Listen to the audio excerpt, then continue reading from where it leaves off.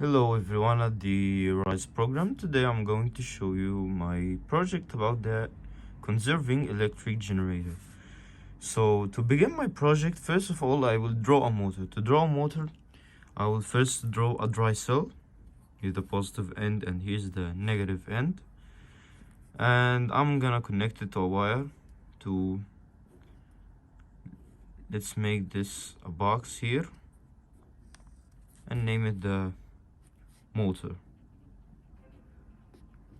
And I apologize for the unsophisticated drawing because I don't have enough information about how to draw the schematics of the motor. But anyway, so as we know, the motor will have some sort of pipe coming out here, and this pipe will rotate in a certain direction, but I will choose to rotate it clockwise, okay? And in this pipe, I will add at the end of it a magnet like this with the north and south poles, okay? And I will put around it some wire coils.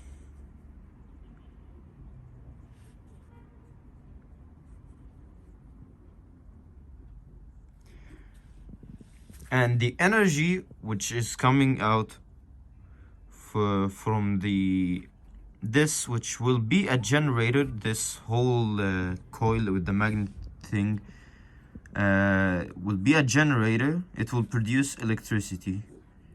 So let's use this as a sample of electricity or current.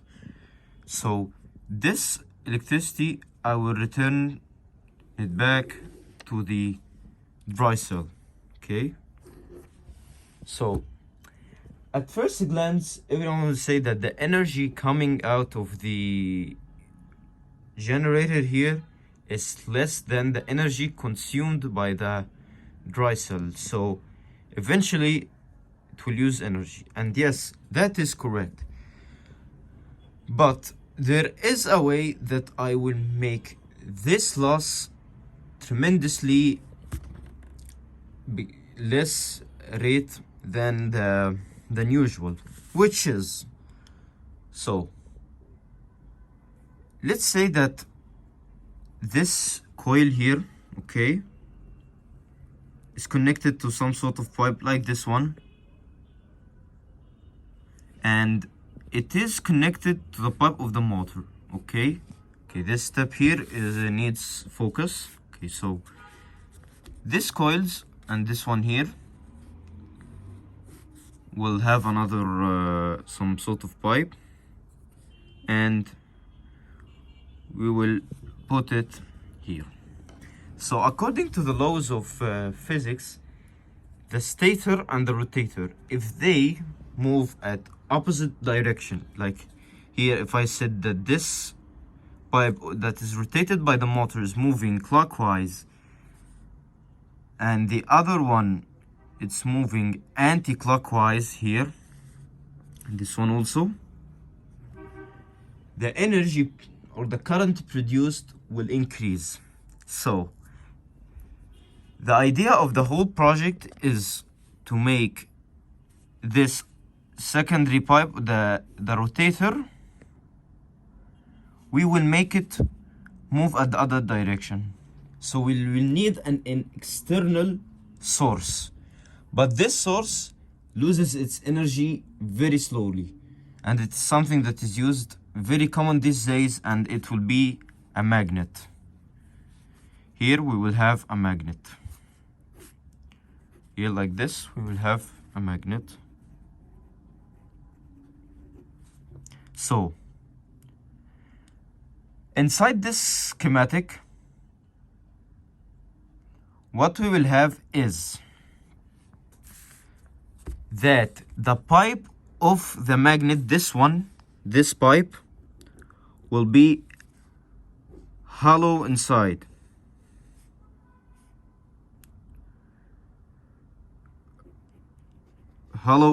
So if we put it in the front side. So if someone like here, if someone, for example, is seeing from this angle, seeing like this, how will he see it? He will see it like this. Like this. It will be hollow from inside. So the idea is this hollow shaped object will have a magnet inside it, like this, but it will be directed this way. So this half circle, it's a magnet, and this magnet uses repulsion. Okay? And inside it will be some sort of blade like this.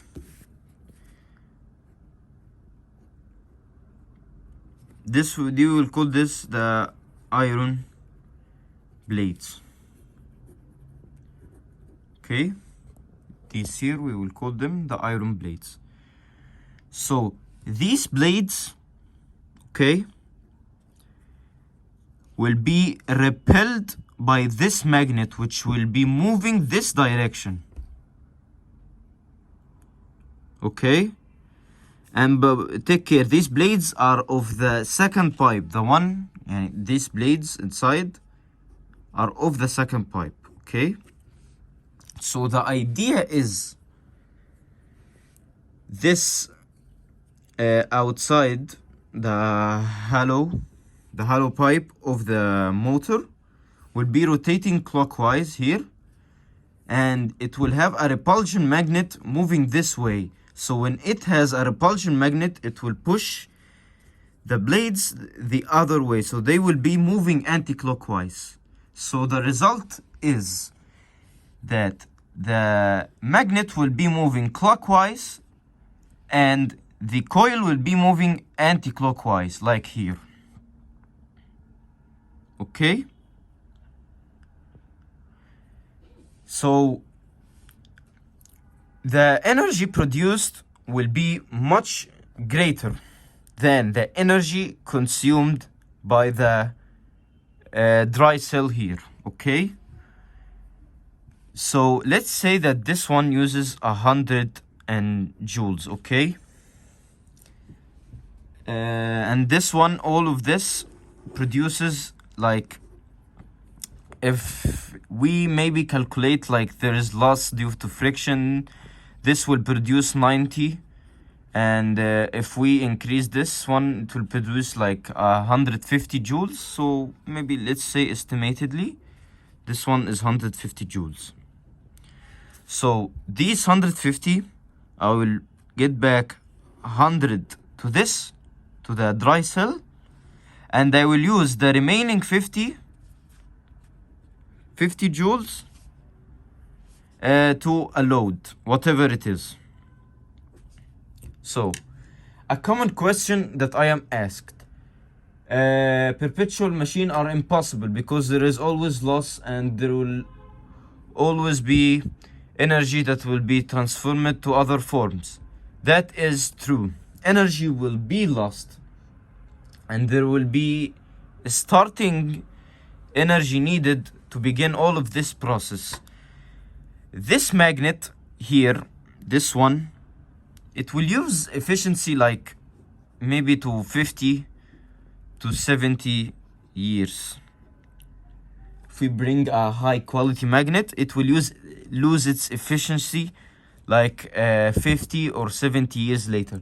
So me as a human being will view this as for life, like it will be forever for me, because probably when this generator dies and the energy produced here becomes less than the 100, we are talking about like 50 to 70 years, which is like most of our lifetime.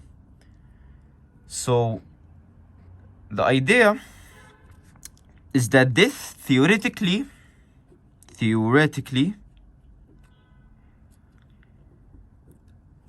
is not perpetual. It's not a perpetual machine. Okay?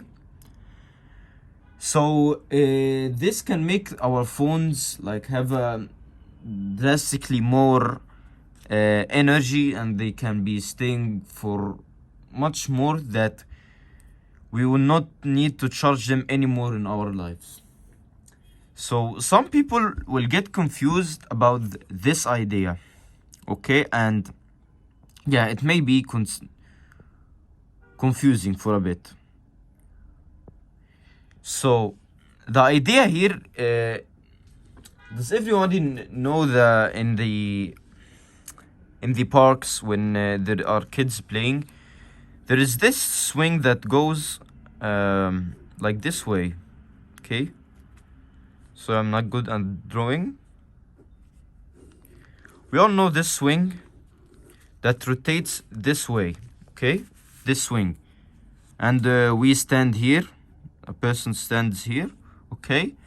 And they move this way, and they swing. And they rotate, yeah, and they have fun. So the idea is, let's suppose that there is a kid here who is moving this way, but he is using his arm to push the handles, the iron handles, the other way. Like he is moving like this, but with his hand he is pushing the handles the other way. So the result is that the kid will be moving this way, okay, and the swing will be moving the other way. Okay? So some people may tell me that this halo object can be used in many different ways. Some people actually can say what? Let's bring a new page, okay, so that we can have a conclusive view. So everyone remembers this halo pipe, right? That is connected to the magnet. So here is the motor, the pipe, the other one for the coil, and the magnet. So if someone said, for example, that the motor actually rotates the pipe of the coil, this one, it rotates this one clockwise. So we need to make this the pipe of the magnet rotate anti-clockwise, right? So we will change the position. It will still be a halo-shaped object, okay? And we'll change the position. Here we will have a blade, okay? And it has a magnet this way, okay, that repels. And the blades will be outside, okay?